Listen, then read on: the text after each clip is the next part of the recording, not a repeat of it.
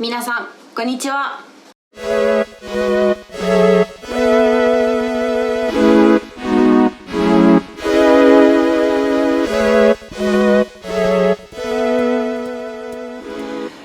Debatí mucho si iba a hacer esto con guión, si lo iba a hacer sin guión. Resulta que estoy sin guión, explosiva, espontánea, así como Dios me trajo al mundo.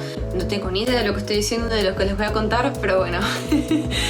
Una de las dudas que siempre surgen cuando estoy hablando con todos ustedes por las redes sociales es ¿cómo hice para llegar a Japón?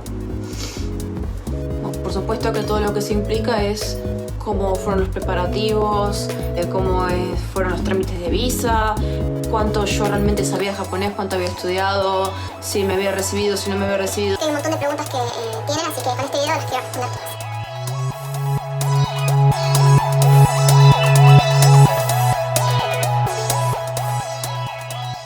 Bueno, resulta que nosotros éramos muy familiares, muy de sábado de pizza. Seguimos siendo muy familiares, por supuesto. Mis padres se fueron a vivir a Estados Unidos y yo tomé la decisión de irme a vivir a Japón con más o menos 21 años. En realidad lo empecé a pensar a los 18.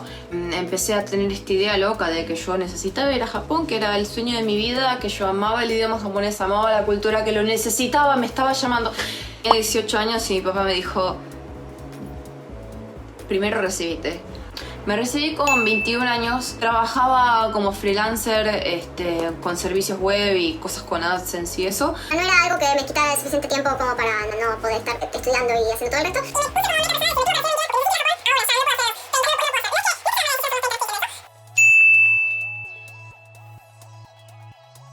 Yo había estudiado el idioma por 5 o 6 años. Bueno, en realidad si uno cuenta los años totales son como 6-7 años, pero sentía que no avanzaba, que siempre estaba en el mismo nivel. Y dije, tengo que ir y tengo que hacer la experiencia y tengo que volver hablando japonés.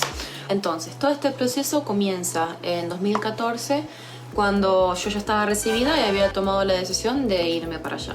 Lo que primero hice fue contactar a Gogo Nihon y me dieron algunas pautas de cómo se hace, cómo se contacta a las escuelas y etc. De todas las escuelas que había, me llamó la atención Shibuya Gaigo Gakuin, porque tenían más estudiantes europeos en oposición a los estudiantes asiáticos. Ahora, ¿qué quiere decir esto? Y no es una cuestión discriminatoria. Hay muchas escuelas que tienen estudiantes chinos específicamente que ya saben los kanji, ya saben escribir en japonés, cosa que los estudiantes chinos tienen una ventaja obvia por sobre, no digo los europeos, digo todo lo que sea el mundo occidental, todos los que no escribimos en caracteres chinos.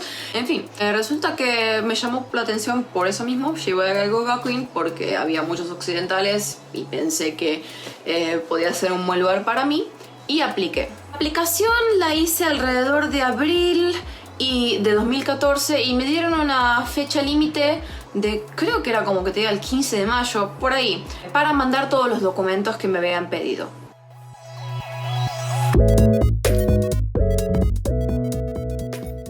¿Qué documentos me pidieron primero? Número 1, un formulario llamado Application Form, que era básicamente un formulario interno de la escuela para poder aceptarme.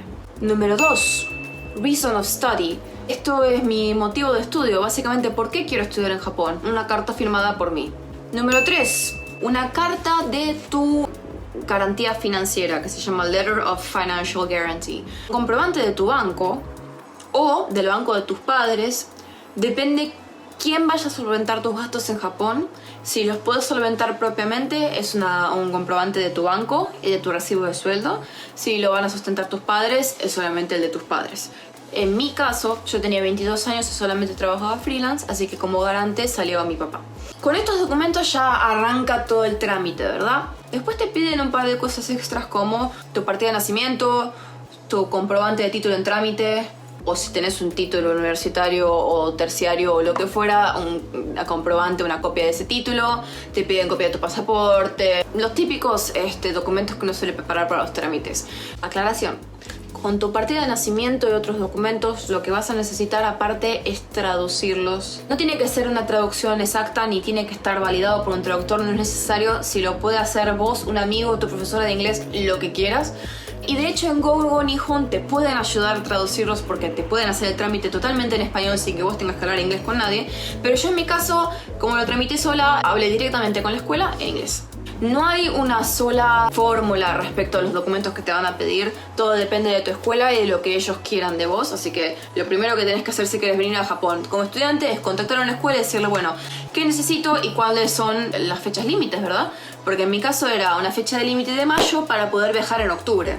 Otra cosa que me pidió mi escuela es un test de nivelación, que no es algo para decirte, ¡ah, sos un tonto, no sabes japonés! No importa. Si no sabes japonés, no sabes japonés. Te van a poner un nivel principiante. Pero como tienen tantos niveles distintos y por lo general la educación en japonés en el mundo es tan dispar, ¿no? Porque realmente no todos usamos el mismo libro de clases.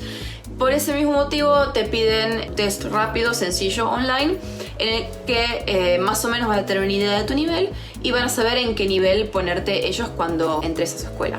Lo que tu escuela va a hacer ahora es mandar todos tus archivos directo al gobierno, y del gobierno, si te aprueban la visa, va a venir algo que se llama certificado de elegibilidad. Con esta carta de aceptación, uno va a la embajada de Japón en Argentina. Te bajas por internet un formulario de solicitud de visa para la visa que estés solicitando. En la página de la embajada tienen todo. Y vas con eso a la embajada y en una semana tenés tu visa.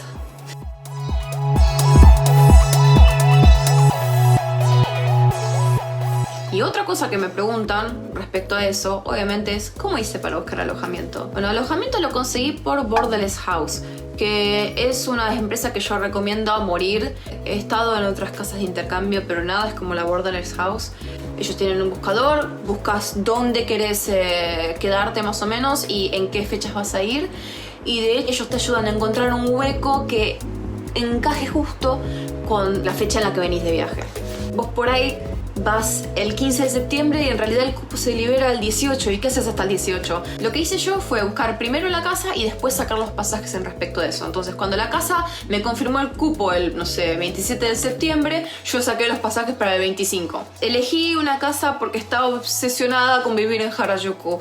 Era mi vida porque yo amo la moda Harajuku, amo la moda Lolita, amo la moda en general. Y de hecho conseguí una casa a 10 minutos de Harajuku. Estaba recontra feliz. Viví 2 años en esa casa y tenía una habitación de 3 personas. Dentro de la casa había 14 personas en total.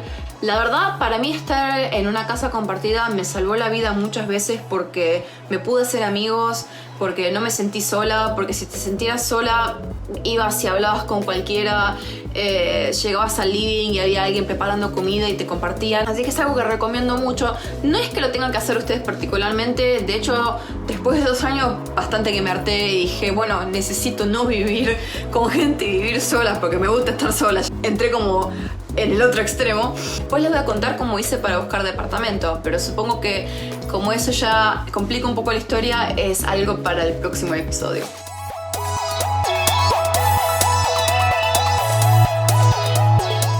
Hoy hablamos de cómo fue mi experiencia hasta llegar a Japón. Espero que les haya gustado y que les haya servido como referencia, pero la historia no termina acá. Como ustedes sabrán, mi historia sigue. Consigo el departamento sola, vuelvo un momento en Estados Unidos, vuelvo a venir a Japón. Les quiero contar todo eso, así que por ahora vamos a frenarlo acá. Síganme en Instagram, síganme en Facebook. En Instagram soy medio rompepelotas, pero subo un montón de historias re divinas y re divertidas. Tengo planeado seguir haciendo videos sobre esta historia, sobre de cómo llegué acá y cómo conseguí trabajo y etcétera. También quiero contarles un poco de los tipos de visa de Japón, porque tal vez ustedes no estén para una visa de estudiante, estén para otro tipo de visa, y para eso estoy acá, para poder ayudarlos.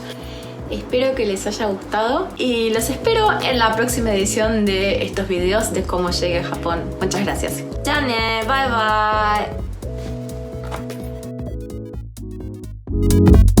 bye!